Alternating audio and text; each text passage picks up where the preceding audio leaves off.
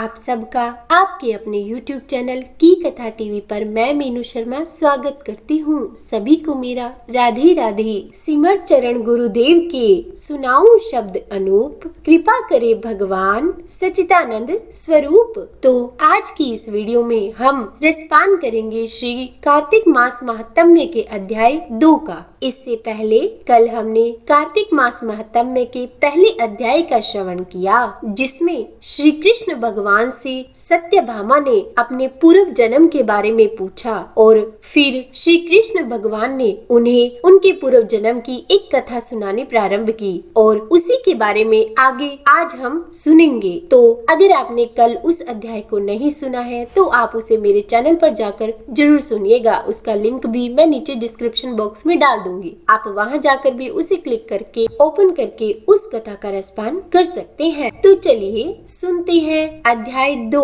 भगवान श्री कृष्ण सत्यभामा से आगे बोले कि हे प्रिय, जब गुणवती को राक्षस द्वारा अपने पति एवं पिता के मारे जाने का समाचार मिला तो वह विलाप करने लगी। हे नाथ, हे पिता, तुम मुझको त्याग कर कहाँ चले गए? मैं अकेली स्त्री तुम्हारे बिना अब यहाँ क्या करूँ? अब मेरे भोजन वस्त्र आदि की व्यवस्था कौन करेगा?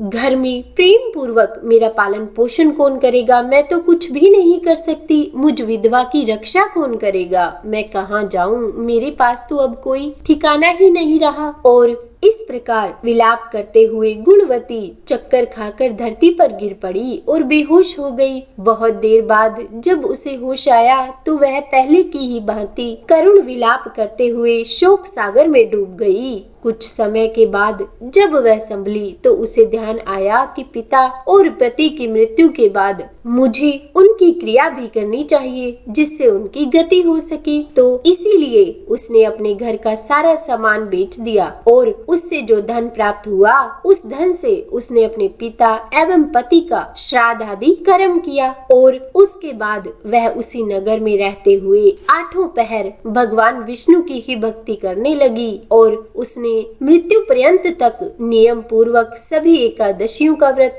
और कार्तिक महीने में उपवास एवं व्रत किए। और फिर श्री कृष्ण भगवान सत्यभामा से बोले कि हे प्रिय, एकादशी और कार्तिक का व्रत मुझे बहुत ही प्रिय है। इनसे भक्ति, मुक्ति, पुत्र और संपत्ति सभी प्राप्त होते हैं। कार्तिक मास में जब तुला राशि पर सूर्य आता है तब ब्रह्म मुहूर्त में उठकर स्नान करने एवं व्रत और उपवास करने वाले मनुष्य मुझे बहुत अधिक प्रिय है, क्योंकि यदि उन्होंने पाप भी किए हो तो भी स्नान और व्रत के प्रभाव से उन्हें मोक्ष प्राप्त हो जाता है। कार्तिक में स्नान, जागरण, दीपदान और तुलसी के पौधे की रक्षा करने वाले मनुष्य साक्षात भगवान विष्णु के समान है। कार्तिक के महीने में मंदिर में झाड़ू लगाने वाले, स्वास्तिक बनाने वाले तथा भगवान विष्णु की पूजा करने वाले मनुष्य जन्म मरण के चक्कर से छूटकर मोक्ष पा जाते हैं। यह सुनकर गुणवती भी प्रतिवर्ष श्रद्धा पूर्वक कार्तिक का व्रत और भगवान विष्णु की पूजा करने लगी।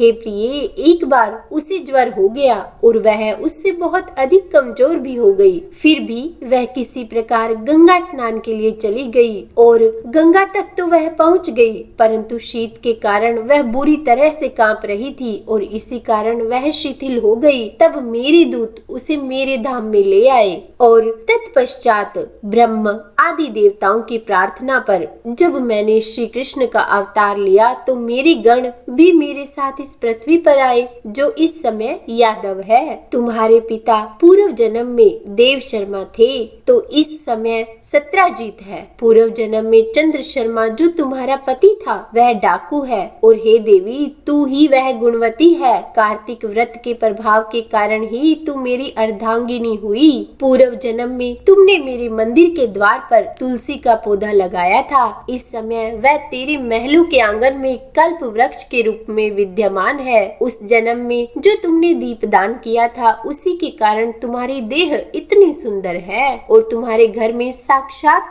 लक्ष्मी का वास है। चूँकि तुमने पूर्व जन्म में अपने सभी व्रतों का फल पति स्वरूप विष्णु को अर्पित किया था, उसी के प्रभाव से इस जन्म में तुम मेरी प्रिय पत्नी हुई हो। पूर्व जन्म में तुमने नियम पूर्वक जो कार्तिक मास का व्रत किया था, उसी के कारण मेरा और तुम्हारा कभी वियोग नहीं होगा। और इस प्रकार कार्तिक मास में व्रत आदि करने वाले मनुष्य मुझे तुम्हारे समान प्रिय है। तुम्हारे जप, तप, यज्ञ, दान आदि करने से प्राप्त फल कार्तिक मास में किए गए व्रत के फल से बहुत थोड़े होते हैं, अर्थात कार्तिक मास के व्रतों का 16वां भाग भी नहीं होता। इस प्रकार सत्यभामा भगवान श्री कृष्ण के मुख से अपने पूर्व जन्म के पुण्य का प्रभाव सुनकर बहुत अधिक प्रसन्न हुई। तो यह था आज कार्तिक मास महात्म्य का अध्याय 2। तो बोलिए श्री कृष्ण भगवान की जय। उम्मीद है आज का यह अध्याय सुनने में आपको अच्छा लगा होगा। अगर वीडियो पसंद आई हो तो लाइक एंड शेयर करें, और अगर आप मेरे चैनल पर नए हैं तो सब्सक्राइब भी कर दीजिएगा।